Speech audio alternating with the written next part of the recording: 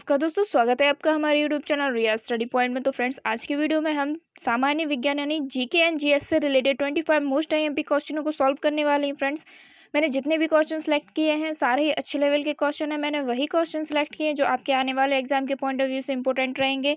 तो friends, video में अपन तक बने रहें और वीडियो के लास्ट में आपके लिए एक चैलेंजिंग क्वेश्चन होगा जिसका आंसर आपको कमेंट बॉक्स में कमेंट करके देना है। तो बिना स्किप किए वीडियो को लास्ट तक जरूर देखें और अगर आपको वीडियो पसंद आता है तो एक बार लाइक और शेयर जरूर कर दिया करें वीडियो को। तो चलिए आज के वीडियो में स्टार्ट कर लेते हैं। वीडियो का फर्स्ट क्वेश्चन लेते हैं फ्रेंड्स, और फर्स्ट क्वेश्चन है हमारा, हैदराबाद एवं सिकंदराबाद के बीच कौन सी झील स्थित है। देखिए फ्रेंड्स, जितने भी क्वेश्चन मैं इस वीडियो में लेकर आई हूँ, अगर किसी का भी राइट आंसर आपको पता है तो आप अपने कमेंट बॉक्स में लगा सकते हैं और वीडियो के लास्ट में आप अपना स्कोर भी शेयर कर सकते हैं कि आपने कितने राइट आंसर्स दिए हैं। तो हैदराबाद एवं सिकंदराबाद के बीच हुसैन सागर झील स्थित है, यानी जो ए ऑप्शन है यहाँ पे हमारा राइट आंसर हो जाएगा। और यदि आपसे पूछा जाता है कि हुसैन सागर झील कहाँ पर है, तो तेलंगाना राज्य में हुसैन सागर झील है, तो आप इसे याद रखेंगे। और जो हैदराबाद एवं सिकंदराबाद है, यह जुड़वा शहर के नाम से भी माने जाते हैं, यानी इन्हें जुड़वा शहर कहा जाता है। तो आप इतना याद रखेंगे यहाँ से। क्वेश्चन नंबर सेकंड है, भारत का सबसे बड़ा हिंदू मंदिर कौन सा है। तो भारत का सबसे बड़ा हिंदू मंदिर रंगनाथ स्वामी मंदिर है, यानी जो ए ऑप्शन है यहाँ पे हमारा राइट आंसर हो जाएगा। और यदि आपसे पूछा जाता है कि जो रंगनाथ स्वामी मंदिर है यह कहाँ पर स्थित है, तो यह तमिलनाडु में है, तो ये आपको याद रखना है। और यह मंदिर श्री रंगनाथ स्वामी को समर्पित है, जो कि भगवान विष्णु के अवतार माने जाते हैं यहाँ से। लेकिन अगर आपसे पूछा जाता है कि दुनिया का सबसे बड़ा मंदिर कौन सा है, तो दुनिया का सबसे बड़ा मंदिर है अंकोर वाट का मंदिर, जो कि कंबोडिया देश में है, तो आप इसे भी याद रखेंगे। फ्रेंड्स, अगर आपको वीडियो पसंद आता है तो वीडियो को एक बार लाइक जरूर कर दिया करें। आपके एक लाइक से हमें मोटिवेशन मिलता है और वीडियो को एक बार अपने फ्रेंड्स या ग्रुप के साथ शेयर जरूर किया करें। क्वेश्चन नंबर थर्ड है, बलवंत राय मेहता पंचायती राज व्यवस्था के पथ प्रदर्शक और एक स्वतंत्रता सेनानी थे, वे किस राज्य के मुख्यमंत्री थे। देखिए फ्रेंड्स, क्वेश्चन को थोड़ा सा घुमाकर पूछा गया है, अगर इसका राइट आंसर आपको पता है तो अपने कमेंट बॉक्स में लगाएं। तो बलवंत राय मेहता एक पंचायती राज व्यवस्था के पथ प्रदर्शक और एक स्वतंत्रता सेनानी थे और वह गुजरात राज्य के मुख्यमंत्री थे, यानी जो वी ऑप्शन है यहाँ पे हमारा राइट आंसर हो जाएगा। बलवंत राय मेहता गुजरात के दूसरे मुख्यमंत्री थे और इनका कार्यकाल 1963 से, कब से, 1963 से 1965 तक रहा है, तो आप इसे याद रखेंगे। और बलवंत राय मेहता प्रसिद्ध स्वतंत्रता सेनानी थे और इन्होंने बरदौली सत्याग्रह में हिस्सा लिया था, तो इतना भी और याद रखें आप यहाँ से। क्वेश्चन नंबर 4 है, सिंधु सभ्यता का सबसे बड़ा भारतीय स्थल कौन सा है। देखिए फ्रेंड्स, क्वेश्चन को ध्यान से देखकर समझिएगा कि क्या पूछा गया है। तो सिंधु सभ्यता का सबसे बड़ा भारतीय स्थल राखी गढ़ी है, यानी जो बी ऑप्शन है यहाँ पे हमारा राइट आंसर हो जाएगा। और अगर आपसे पूछा जाए कि राखी गढ़ी कहाँ पड़ता है, तो यह हरियाणा राज्य में पड़ता है। देखिए फ्रेंड्स, सिंधु सभ्यता का सबसे बड़ा स्थल तो मोहनजोदड़ो है। कौन सा है? मोहनजोदड़ो है, लेकिन ये पाकिस्तान में स्थित है। और यहाँ क्वेश्चन में पूछा गया है कि सबसे बड़ा भारतीय स्थल कौन सा है, तो राखी गढ़ी, तो आप इसे याद रखेंगे। क्वेश्चन नंबर 5 है, न्याय दर्शन के प्रवर्तक कौन है। तो न्याय दर्शन के प्रवर्तक गौतम ऋषि हैं, यानी जो डी ऑप्शन है यहाँ पे हमारा राइट आंसर हो जाएगा। और यदि पूछा जाए कपिल मुनि के बारे में, तो यह सांख्य दर्शन के प्रवर्तक है। और यदि बात करें हम यहाँ पतंजलि की, तो पतंजलि जो है यह योग दर्शन के प्रवर्तक है। और यहाँ पे यदि बात करें हम जैमिनी की, तो यह मीमांसा दर्शन के प्रवर्तक हैं। तो आप इनके साथ इन सारे फैक्टों को याद रखेंगे, सारे ही फैक्ट इंपोर्टेंट है।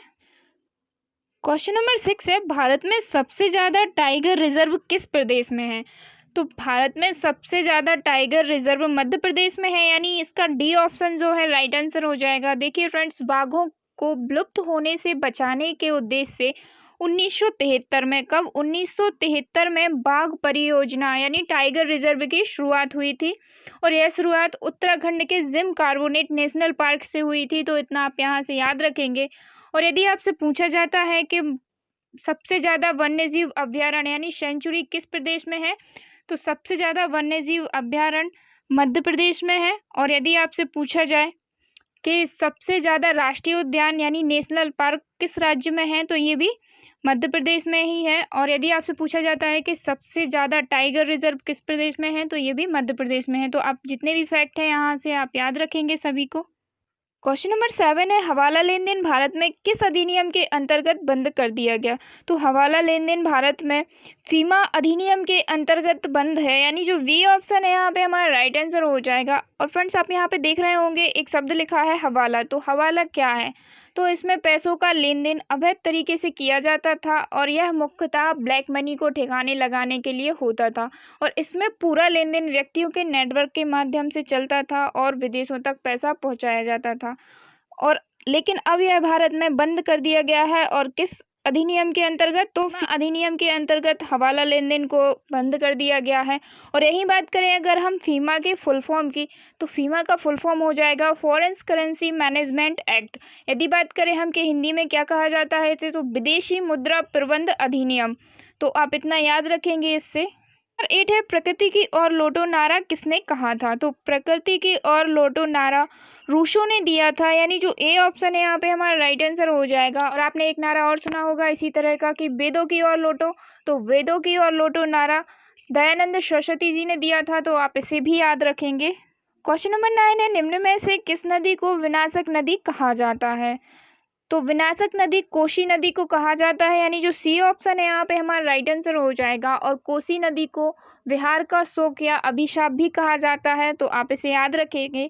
और यदि बात करें यहाँ पे हम दामोदर नदी की, तो दामोदर नदी को बंगाल का शोक कहा जाता है। और यही बात करें अगर हम ब्राह्मणी नदी की, तो ब्राह्मणी नदी को उड़ीसा का शोक कहा जाता है। तो ब्राह्मणी नदी और दामोदर नदी, इनको भी आप याद रखेंगे, एग्जाम में पूछा जाता है इनसे रिलेटेड क्वेश्चन। नंबर 10 है, भारत में नीली क्रांति के जनक कौन है? तो भारत में नीली क्रांति के जनक अरुण कृष्णन है, यानी जो डी ऑप्शन है यहाँ पे हमारा राइट आंसर हो जाएगा। और यदि आपसे पूछा जाता है कि नीली क्रांति का संबंध किससे है, तो नीली क्रांति का संबंध मत्स्य उत्पादन से है, तो आपको ये फैक्ट भी याद रखना है, पूछा जाता है एग्जाम में। क्वेश्चन नंबर 11 है, राष्ट्रीय एकता परिषद की स्थापना कब की गई? तो राष्ट्रीय एकता परिषद की स्थापना 1961 को की गई, यानी जो सी ऑप्शन है यहाँ पे हमारा राइट आंसर होगा। देखिए फ्रेंड्स, राष्ट्रीय एकता परिषद की स्थापना 1961 में पहले प्रधानमंत्री पंडित जवाहरलाल नेहरू द्वारा की गई थी और इसका अध्यक्ष तत्कालीन प्रधानमंत्री होता है, तो ये फैक्ट आपको याद रखना है। चलिए नेक्स्ट क्वेश्चन देखते हैं। नेक्स्ट क्वेश्चन है हमारा, निम्न में से कौन सा समय की इकाई नहीं है? तो समय की इकाई प्रकाश वर्ष नहीं है, यानी जो डी ऑप्शन है यहाँ पे हमारा राइट आंसर हो जाएगा। प्रकाश वर्ष दूरी की इकाई है और एक वर्ष में तय की गई दूरी को प्रकाश वर्ष कहते हैं और यह खगोलीय पिंडों की दूरी मापने की इकाई है, तो आप इतना याद रखें इस क्वेश्चन से। क्वेश्चन नंबर 13 है, ब्रिटिश सरकार द्वारा निर्मित ऐतिहासिक कंडाघाट रेलवे स्टेशन देश के किस राज्य में स्थित था? तो ब्रिटिश सरकार द्वारा निर्मित ऐतिहासिक कंडाघाट रेलवे स्टेशन देश के हिमाचल प्रदेश राज्य में स्थित था, यानी जो सी ऑप्शन है यहाँ पे हमारा राइट आंसर हो जाएगा। थोड़ी सी डिटेल जान लेते हैं हम इसके बारे में फ्रेंड्स। तो जो कंडाघाट रेलवे स्टेशन का निर्माण तो ब्रिटिश सरकार ने 1903 में करवाया था। कब? ब्रिटिश सरकार ने 1903 में करवाया था और यह पूरा रेलवे स्टेशन केवल लकड़ी से बना हुआ था, लेकिन एक आग दुर्घटना में यह स्टेशन नष्ट हो गया। और यह जो क्वेश्चन है कई बार रेलवे प्रीवियस एग्जाम में पूछा गया है, तो आप इसीलिए इम्पोर्टेंट हो जाता है, तो आप इसे याद रखेंगे। क्वेश्चन नंबर 14 है, वी.ए. स्मिथ ने किस भारतीय राजा को भारत का नेपोलियन कहा है? तो वी.ए. स्मिथ ने समुद्रगुप्त भारतीय राजा को भारत का नेपोलियन कहा है, यानी जो डी ऑप्शन है यहाँ पे हमारा राइट आंसर हो जाएगा, तो आप इसको याद रखेंगे। देखिए फ्रेंड्स, समुद्रगुप्त गुप्तकालीन एक महान राजा था जिसने 335 से 375 ईस्वी तक राज्य किया और समुद्रगुप्त ने अपने जीवन में बहुत युद्ध लड़े हैं, लेकिन एक भी युद्ध में पराजित नहीं हुआ और इसी कारण उसे भारत का नेपोलियन कहा जाता था। तो इतनी डिटेल आप इसके बारे में याद रखें यहाँ से। क्वेश्चन नंबर 15 है, गोकुंडा का युद्ध किस प्रदेश में हुआ था? फ्रेंड्स, अगर इसका आंसर आपको पता है तो वीडियो को पॉज करके अपना आंसर जरूर लगाएं अभी। तो गोकुंडा का युद्ध राजस्थान में हुआ था, यानी जो वी ऑप्शन है यहाँ पे हमारा राइट आंसर हो जाएगा। और गोकुंडा को ही हल्दी घाटी का युद्ध कहा जाता है, तो अब आपको क्वेश्चन समझ में आ गया होगा। जो गोकुंडा है इसे ही हल्दी घाटी का युद्ध कहा जाता है। और यदि आपसे पूछा जाता है कि जो हल्दी घाटी का युद्ध है कब हुआ और किसके बीच हुआ था, तो हल्दी घाटी का युद्ध 21 जून 1576 को हुआ था और यह अकबर के सेनापति मानसिंह और महाराणा प्रताप के बीच हुआ था। तो इतने फैक्ट आप याद रखेंगे यहाँ से। और क्वेश्चन नंबर 16 है, भारत में निम्नलिखित में से किसका वेतन आयकर से मुक्त है? तो भारत में राष्ट्रपति का वेतन आयकर से मुक्त है, यानी जो ए ऑप्शन है यहाँ पे हमारा राइट आंसर हो जाएगा। और यदि आपसे पूछा जाता है कि वर्तमान में राष्ट्रपति का मासिक वेतन कितना है, तो राष्ट्रपति का मासिक वेतन 5 लाख रुपए है वर्तमान में। और एक क्वेश्चन और पूछा जाता है कि जो राष्ट्रपति का पद का प्रावधान है या किस अनुच्छेद में है, तो भारतीय संविधान के आर्टिकल 52 में। किसमें? आर्टिकल 52 में राष्ट्रपति पद का प्रावधान किया गया है। तो आप इतने फैक्ट याद रखेंगे फ्रेंड्स यहाँ से। क्वेश्चन नंबर 17 है, चक्रशिला वन्यजीव अभ्यारण्य किस राज्य में स्थित है? तो चक्रशिला वन्यजीव अभ्यारण्य असम राज्य में स्थित है, यानी इसका ए ऑप्शन जो है राइट आंसर हो जाएगा। और यह अभ्यारण्य सुनहरे लंगूरों के लिए प्रसिद्ध है, तो आप इसको याद रखेंगे। अच्छा, बात यहाँ पे असम की आई है, तो असम में ही काजीरंगा राष्ट्रीय उद्यान भी है, जो कि एक सींग वाले गैंडे के लिए विश्व प्रसिद्ध है, तो आप यहाँ से ये भी याद रखेंगे। क्वेश्चन नंबर 18 है, भारतीय समुद्री विश्वविद्यालय किस स्थान पर स्थित है? तो जो भारतीय समुद्री विश्वविद्यालय है यह चेन्नई में स्थित है, यानी जो सी ऑप्शन है यहाँ पे हमारा राइट आंसर हो जाएगा। और यदि बात करें हम इसकी स्थापना की, तो इसकी स्थापना हुई थी 2008 में। और यह समुद्री विज्ञान में भारत का एकमात्र विश्वविद्यालय है, तो आप इसे याद रखेंगे। क्वेश्चन नंबर 19 है, सबला स्कीम निम्नलिखित में से किसके लिए शुरू की गई है? तो जो सबला स्कीम है यह किशोरियों के लिए शुरू की गई है, यानी जो बी ऑप्शन है यहाँ पे हमारा राइट आंसर हो जाएगा। और यह 11 से 18 वर्ष की किशोरियों के लिए है, तो आप इसे याद रखेंगे। और यह योजना केंद्रीय महिला और बाल विकास मंत्रालय द्वारा शुरू की गई है। और यदि बात करें हम कि इसकी शुरुआत कब से हुई है, तो 1 अप्रैल 2011 से। कब से? 1 अप्रैल 2011 से इसकी शुरुआत की गई, तो आप इसे याद रखें। और यह योजना जो है किशोरियों के विकास, स्वास्थ्य एवं शिक्षा से संबंधित है, तो आपको इतने फैक्ट याद रखना है इस क्वेश्चन से फ्रेंड्स। और एक क्वेश्चन और पूछा जा सकता है आपसे कि इसका ऑफिशियल नाम क्या है, इसका आधिकारिक नाम क्या है इस योजना का?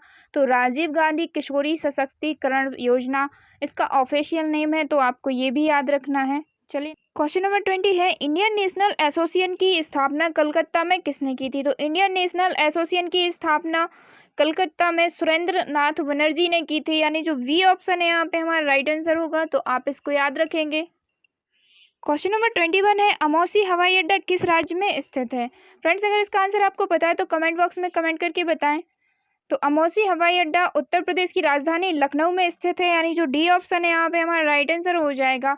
और इसे ही चौधरी चरण सिंह अंतर्राष्ट्रीय हवाई अड्डा कहा जाता है, तो आप इतना याद रखेंगे यहाँ से। और जो चौधरी चरण सिंह हैं यह भारत के 5वें प्रधानमंत्री थे, और ये किसानों के मसीहा कहे जाते थे, तो इतने फैक्ट आपको इस क्वेश्चन से याद रखना है। क्वेश्चन नंबर 22 है, नाको एक संस्था है जिसका संबंध है? तो नाको एक संस्था है जिसका संबंध एड्स से है, यानी जो सी ऑप्शन है यहाँ पे हमारा राइट आंसर हो जाएगा। और यह एक गवर्नमेंट संस्था है जिसका मुख्य कार्य है HIV एड्स की रोकथाम करना। और यदि बात करें यहाँ पे हम नाको की फुल फॉर्म की, तो नाको का फुल फॉर्म हो जाएगा नेशनल एड्स कंट्रोल ऑर्गेनाइजेशन, जिसे हिंदी में राष्ट्रीय एड्स नियंत्रण संगठन कहा जाता है। और यही बात करें अगर हम इसकी स्थापना की, तो इसकी स्थापना 1992 में की गई थी। और यदि बात करें हम इसके मुख्यालय की, तो इसका मुख्यालय है दिल्ली में। तो इतने फैक्ट आपको याद रखना है फ्रेंड्स इस क्वेश्चन से। 23 है, मोती यानी पर्ल मुख्य रूप से बना होता है? तो जो मोती है यह कैल्शियम कार्बोनेट का बना होता है, यानी जो सी ऑप्शन है यहाँ पे हमारा राइट आंसर हो जाएगा। और मोती में लगभग 85 कैल्शियम कार्बोनेट की मात्रा होती है, तो इतना आपको याद रखना है यहाँ से। क्वेश्चन नंबर 24 है, भारतीय बागवानी अनुसंधान संस्थान कहाँ पर है? तो भारतीय बागवानी अनुसंधान संस्थान बेंगलुरु में स्थित है, यानी जो ए ऑप्शन है यहाँ पे हमारा राइट आंसर हो जाएगा। और यदि बात करें हम इसकी स्थापना की, तो इसकी स्थापना हुई थी 1967 में, तो ये आपको याद रखना है। तो फ्रेंड्स, यहाँ पे हमारा वीडियो कंप्लीट होता है, और ये वीडियो का लास्ट क्वेश्चन है जिसका आंसर आपको कमेंट बॉक्स में कमेंट करके देना होगा। तो आज का आपका चैलेंजिंग क्वेश्चन है, प्रधानमंत्री पद से पदत्याग करने वाले प्रथम व्यक्ति थे। आपके सामने 4 ऑप्शन है फ्रेंड्स, जो भी इसका राइट आंसर है आप अपनी कमेंट बॉक्स में लगाएं। वीडियो देखने के लिए थैंक यू फ्रेंड्स। आपको वीडियो कैसा लगा आप कमेंट बॉक्स में कमेंट करके बता सकते हैं। अगर आपको वीडियो पसंद आया है तो ढेर सारा लाइक करें, अपनी स्टडी ग्रुप और फ्रेंड के साथ वीडियो को ज़्यादा से ज़्यादा शेयर करें। अगर आप हमारे चैनल पर नए हैं तो चैनल को सब्सक्राइब जरूर कर लें, बेल आइकन प्रेस करें ताकि आपको हमारे न्यू वीडियो की अपडेट तुरंत मिल सके। तो चलिए जल्दी मिलते हैं नेक्स्ट वीडियो में न्यू टॉपिक के साथ। जय हिंद।